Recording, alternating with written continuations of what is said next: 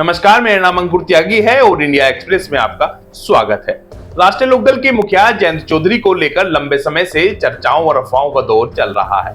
कहा जा रहा है कि जयंत चौधरी भाजपा से हाथ मिला सकते हैं, एनडीए में शामिल हो सकते हैं और जयंत चौधरी को केंद्र में मंत्री भी बनाया जा सकता है।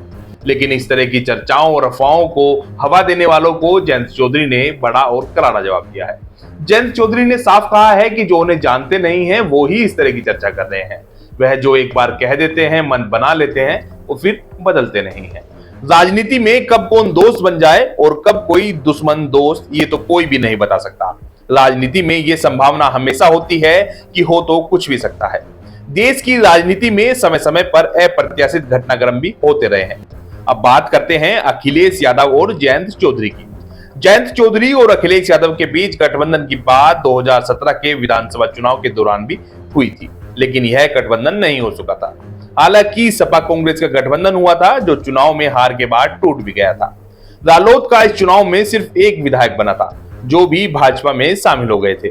साल 2018 में तत्कालीन कैराना सांसद हुकम सिंह के निधन के बाद उपचुनाव में रालोद सपा का गठबंधन हुआ था। रालोद के सिंबल पर सपा नेत्री तबस्सुम हसन चुनाव जीत गई थी। 2019 में बसपा रालोद सपा ने मिलकर चुनाव लड़ा था। सपा ने अपने कोटे से 3 लोकसभा सीट राष्ट्रीय लोकदल को दी थी, बागपत, मुजफ्फरनगर और मथुरा। लेकिन रालोद का कोई भी सांसद नहीं बना था। रालोद के तत्कालीन मुखिया अजीत सिंह और जयंत चौधरी भी चुनाव हार गए थे। कोरोना काल में चौधरी अजीत सिंह का निधन हुआ था और पार्टी यानी कि रालोद के राष्ट्रीय अध्यक्ष जयंत चौधरी बने थे। 2022 का विधानसभा चुनाव जयंत के सामने राष्ट्रीय अध्यक्ष बनने के बाद पहली और बड़ी चुनौती थी।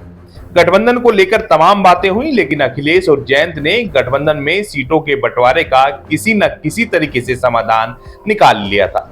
सरकार सूबे में भाजपा की ही बनी थी, लेकिन रालोद के 8 विधायक बने थे, यानी कि विधायकों की संख्या 0 से 8 हो गई थी और पार्टी में जान आ गई थी 100 अलग। इतना ही नहीं, सपा अध्यक्ष अखिलेश यादव ने अपने दोस्त जयंत चौधरी को राज्यसभा भी भेजा था। खतौली विधानसभा के उपचुनाव में भी गठबंधन के रालोद उम्मीदवार की जीत हुई थी और रालोद के विधायकों की संख्या 9 हो गई थी। साथ ही रालोद और जयंत के नाम की चर्चा राष्ट्रीय राजनीति में भी होने लगी। कोई कुछ भी कहता रहे, लेकिन अखिलेश यादव और जयंत चौधरी का समन्वय दूसरे गठबंधनों के मुकाबले काफी बेहतर है। गठबंधन में टिकटों और सीटों को लेकर थोड़ी खींचतान तो लाजमी है। जयंत चौधरी ने रालोद को जिस तरह मजबूत किया है, वेस्ट यूपी में पार्टी का रुतबा फिर से खड़ा किया है, क्या उसे खत्म करने वाला कदम जयंत चौधरी उठाएंगे? ये बड़ा सवाल है। राजनीति के जानकार तो पहले दिन से यही कहते आए हैं कि जयंत चौधरी ऐसा गलत फैसला बिल्कुल नहीं लेंगे। हाँ, ये हर कोई कहता है कि राजनीति में असंभव तो कुछ भी नहीं होता। 2024 के चुनाव में क्या होगा ये तो तभी पता चलेगा, लेकिन वेस्ट यूपी की तमाम सीटों पर सपा, रालोद और अब तो इंडिया गठबंधन भाजपा को बेहद कड़ी चुनौती पेश करने वाला है।